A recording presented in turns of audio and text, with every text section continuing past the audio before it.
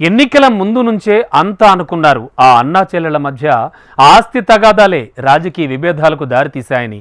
జగన్ కాస్త దిగొస్తే పరిస్థితి సద్దు మణిగేదనే అభిప్రాయాలు కూడా బాగా వినిపించాయి. చివరకు ఇదే నిజమని ఇప్పుడు పత్రికలు, మీడియా కోడే కూస్తోంది. అటు టీడీపీ నాయకుల సెటైర్ల నడుమ మాజీ ముఖ్యమంత్రి జగన్ కవరింగ్ చేసుకోవాల్సి వస్తోంది. అన్ని కుటుంబాల్లో గొడవలే తమింట్లో కూడా ఉన్నాయని, అనవసరంగా దానికి పెద్ద ప్రయారిటీ ఇవ్వరాదని జగన్ అక్కసు వెళ్ళగక్కుతున్నా అటు అవతలి రాజకీయ పక్షాలకైనా ఇటు సగటు పౌరులకైనా అదో పెద్ద చర్చనీయాంశమే. మరి అన్నా చెల్లెళ్ల మధ్య అసలు ఆస్తుల గొడవేంటి? జగన్ రెస్పాన్స్ ఏంటి? ఏపీలో ఓ టాప్ లెవెల్ కుటుంబ కలహం ఇప్పుడు ప్రధాన వార్తాంశంగా మారింది. అయితే ఇది రెండు కుటుంబాలకు సంబంధించింది, లేదా ఓ అన్న ఓ చెల్లెలు మధ్యలో తల్లి టైపు కహానీయే అయినా ఆ ఫ్యామిలీ మొత్తం ఏపీ రాజకీయాల్లో కీలకమైంది కాబట్టి ఇప్పుడు జనమంతా వారి ఆస్తి తగాదాల గురించి ఆసక్తిగా చర్చించుకోవడం విశేషం.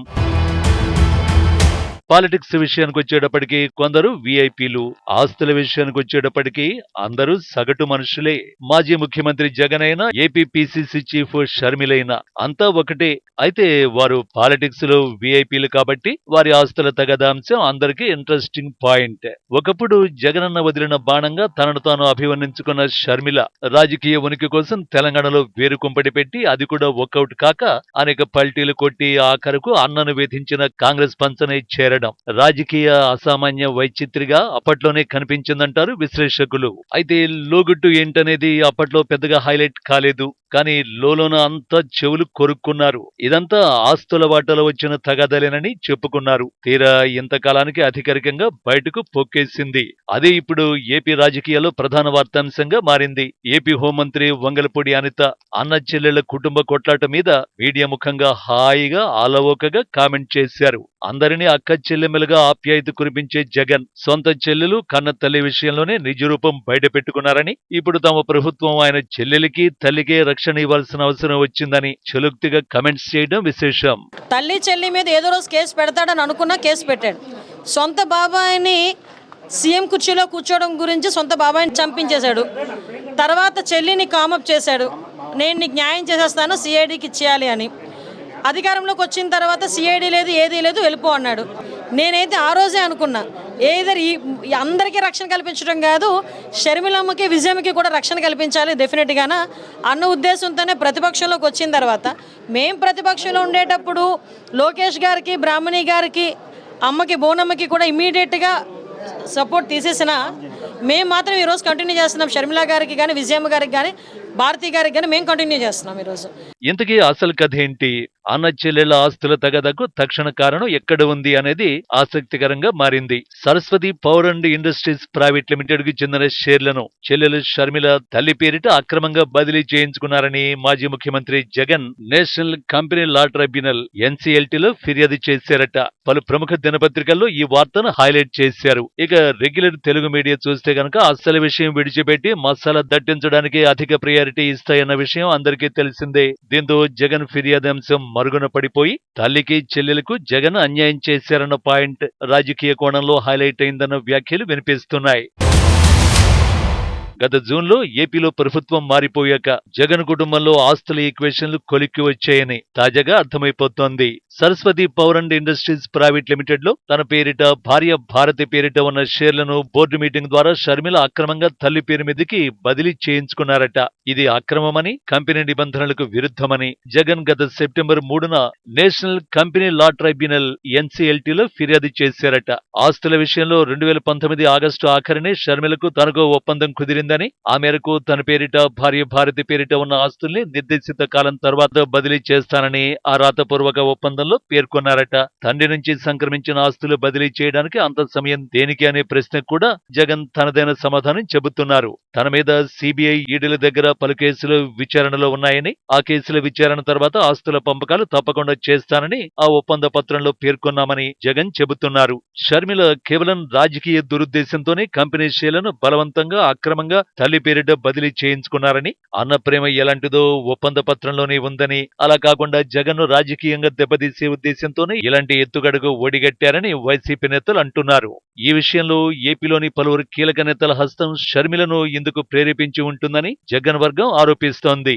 అయ్యా, మీ ఇళ్లలో ఇటువంటి కుటుంబ గొడవలే లేవా అని అడుగుతా ఉన్నా. ఇవన్నీ గర్కి కహానీలు, ఇవన్నీ ప్రతి ఇంట్లో ఉన్న విషయాలే. వీటిని నీ స్వార్థం కోసం వీటిని పెద్దవి చేసి చూపించడం, వీటిలో నిజాలు లేకపోయినా నిజాలను ఇంకారంతో ఎక్కువగా వక్రీకరించి చూపించడం, ఇవన్నీ మానుకొని ప్రజల మీద ధ్యాస పెట్టండి అయ్యా. ప్రజలకు జరుగుతూ ఉన్న అన్యాయాల మీద ధ్యాస పెట్టండి అయ్యా. ప్రజలకు జరుగుతూ ఉన్న కష్టాలలో పాలు పంచుకోండి అయ్యా చంద్రబాబు అని ఈరోజు చంద్రబాబుని అడుగుతా ఉన్నాను. జూన్లో ప్రభుత్వం మారాక జూలైలో షర్మిల కంపెనీ షేర్లను బదిలీ చేయించుకోవడం గమనించాలని జగన్ అంటున్నారు. మరోవైపు తండ్రి వైఎస్ రాజశేఖర రెడ్డి సంపాదించిన ఆస్తుల్లో తనకు తన పిల్లలకు వాటా ఇవ్వాలని అన్న జగన్ తనకు అన్యాయం చేశారని షర్మిల ఆరోపిస్తున్నారు. షర్మిల పిల్లలకు వాటా ఇవ్వాలని వైఎస్ చెప్పారో లేదో తెలీదు, కానీ అన్న చెల్లెలకు మాత్రం సమాన హక్కులు సహజంగానే వర్తిస్తాయి. అయితే తనకు అరకొరగా ఆస్తులిచ్చి వెళ్లగొట్టాలని అన్నయ్య చూస్తున్నారని షర్మిల ఆరోపిస్తున్నారు. తల్లిపైన చెల్లిపైన కేసు పెట్టి కుటుంబాన్ని కోర్టుకీడుస్తున్నారని షర్మిల ఆవేదన చెందుతున్నారు. ఇప్పటికీ జగన్ తన మార్కు వైఖరికి కట్టుబడి ఉంటే చట్టపరంగా తన ముందున్న అన్ని మార్గాల్లో వెళతానని షర్మిల తేల్చి చెబుతున్నారు. వైఎస్ఆర్ జీవితకాలంలో కుటుంబ వనరుల ద్వారా సంపాదించిన ఆస్తులన్నీ నలుగురు మనవళ్లు మనవరాళ్లకు సమానంగా చెందాలని విస్పష్టంగా ఆదేశించారని షర్మిల అంటున్నారు. ఆయన ఆదేశాలు శిరసావహిస్తానని జగన్ అంగీకరించినట్లు కూడా షర్మిల చెబుతున్నారు. అయితే తండ్రి మరణించగా మాట తప్పారని అన్న మీద ఆరోపణలు సంధిస్తున్నారు.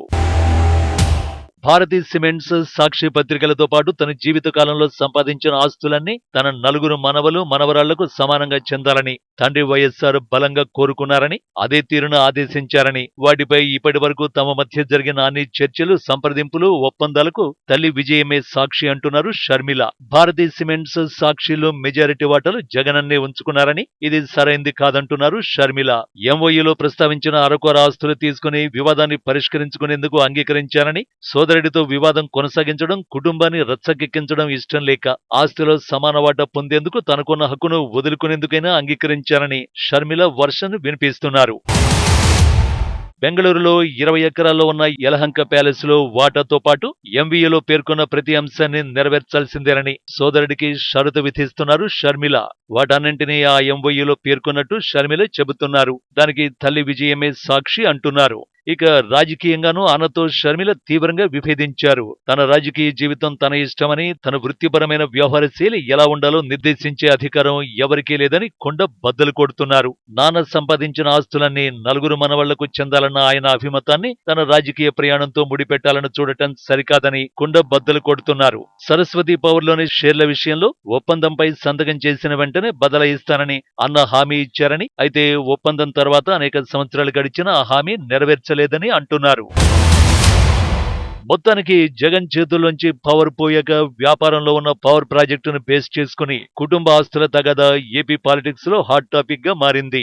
ఇలాంటివి అందరి కుటుంబాల్లో ఉండేవే అయినా సామాన్య మనుషులెవరికి రాజకీయ ఉద్దేశాలు లేవంటున్నారు రాజకీయ పరిశీలకులు. జగన్ గాని చంద్రబాబు నాయుడు గాని ఫక్తు రాజకీయ నాయకులే కాబట్టి అవతలి పక్షం కుటుంబ వ్యవహారాన్ని సైతం రాజకీయంగా వాడుకోవాలని తహతహలాడతారని, ఆ విషయాన్ని తప్పుబట్టి ప్రయోజనం లేదంటున్నారు. అయితే జగన్ ప్రజా జీవితంలో ఉన్నారు కాబట్టి ప్రజలు ఆమోదించేలా తన ఔన్నత్యాన్ని ప్రదర్శించాలని, సొంత చెల్లెలకి చట్ట ప్రకారం చేయాల్సిన న్యాయమే కాక మరింత ఎక్కువ న్యాయం చేస్తే అది మరింత ఆకట్టుకుంటుందని పలువురు రాజనీతిజ్ఞులు అభిప్రాయపడుతున్నారు. మరి జగన్ ఫ్యామిలీ ఆస్తుల తగాదా చట్ట ప్రకారం తేలిపోతుందా లేక చట్టాలకు అతీతంగా కొలిక్కి వస్తుందా అనేది చూడాల్సి ఉంది.